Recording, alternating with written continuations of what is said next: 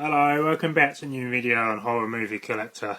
In this video, the topic I want to talk about is the classic The Shining, one of my all-time classic horror films, going back to the late 80s when I first saw the film, so I was pretty young then, and it scared the hell out of me then, and whereas I've just grown to love the film and be inspired by it and the way it was filmed, and overall it was just one of those films that just stayed with me all this time, and it's regarded as an absolute classic today. But it was originally a Stephen King novel, which was of the same name of The Shining, and then it was adapted into a film by director Stanley Kubrick. Just a quick overview of the film and the story.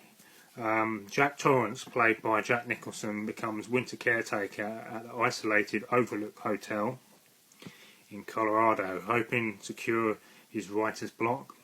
He settles along with his wife Wendy, played by Shelley Duvall, and his son Danny, played by Danny Lloyd, who is plagued by psychic premonitions. As Jack's writing goes nowhere, Danny's visions become more disturbing. Jack discovers the hotel's dark secrets and begins to unravel into a homicidal maniac, hell-bent on terrorizing his family and wanting to kill them through the curse and the power of the hotel.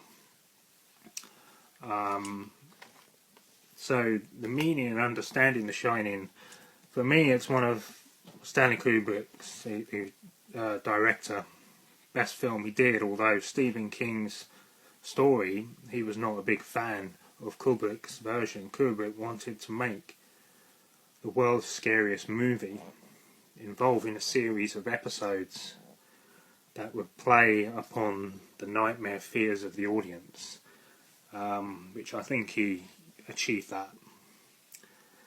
Shining, which I always seem to struggle with going back, of what the meaning of shining meant, used by Dick Harron, who was the character played by Scatman Crothers, or Crothers, I think that's how it's said, to describe his and 5-year-old Danny Torrance's ability to read minds and mentally converse with others who read minds, and also be able to see into the future and see paranormal apparitions. So basically they're psychic. So all the other bits and pieces in the film to try and understand what it means and what they were. For example, the woman in the haunted hotel room of room 237, named Mrs. Maisie, an older woman who came to the Overlook to have an affair with a younger fellow. The younger fellow stole her Porsche and left. She was heartbroken, kills herself in the bathtub with sleeping pills and liquor. So there's not a lot explained in the film who that woman was that Jack goes to visit in the hotel room after we think that Danny's been attacked.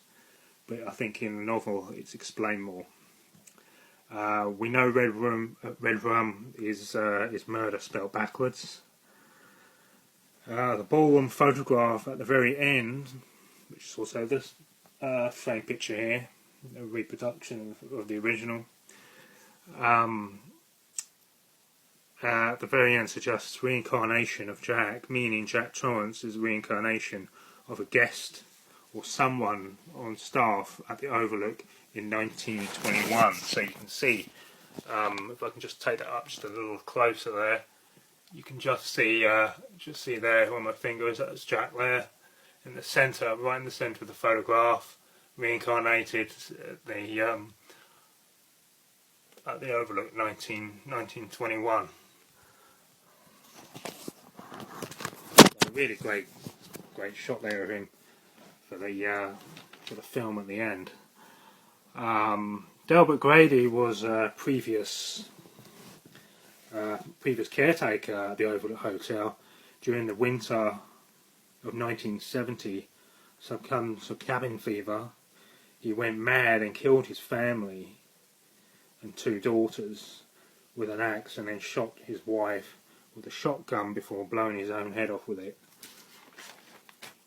And then, unlike Jack, he actually succeeded in killing his family. Delbert Grady was played by Philip Stone. And then you have the Grady twins, the creepiest.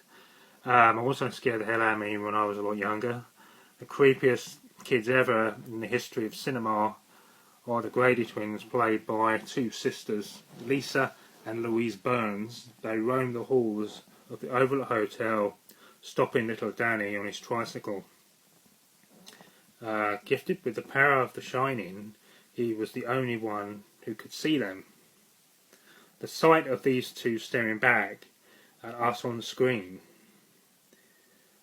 has been more disturbing than the images of their hacked corpses when it cuts to the death scene of when they were murdered, and the famous line that they say, "Come and play with us, Danny, forever and ever and ever," which is also in this photograph here, and that's also a photo there with me with Lisa and Louise Burns from The Shining, as their two shots there from the film, and they've signed that personally to me.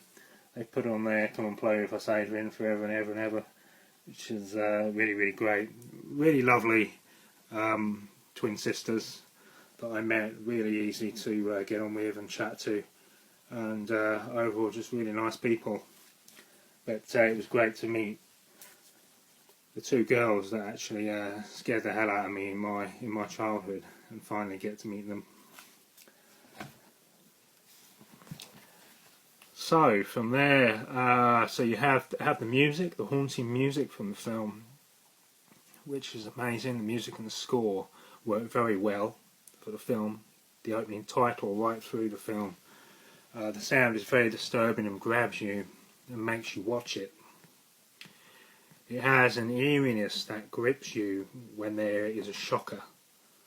From seeing the isolated snowbound hotel to Jack's grin stare into the camera is a sign of going insane and completely losing his mind. Stuck inside, basically, so he's stuck inside the hotel with like another form of cabin fever. Or going mad with an axe. And then using the famous lines, "Here's Johnny," which is also from this shot here of the towards the end of the film, where he's trying to get to his wife through the bathroom door. Really great bust headshot of Jack Nicholson. The likeness is absolutely amazing.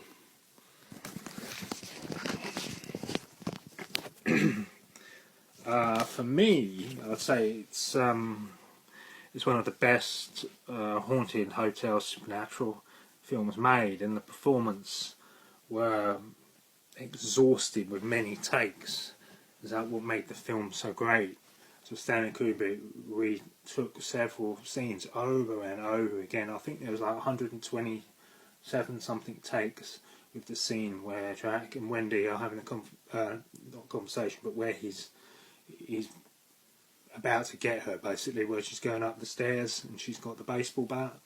It was done over and over, so they would have been completely exhausted doing those scenes. And I think with Shelley Duvall's character and herself in the film, she was at times she became pretty ill, just with exhaustion, through retaking scenes.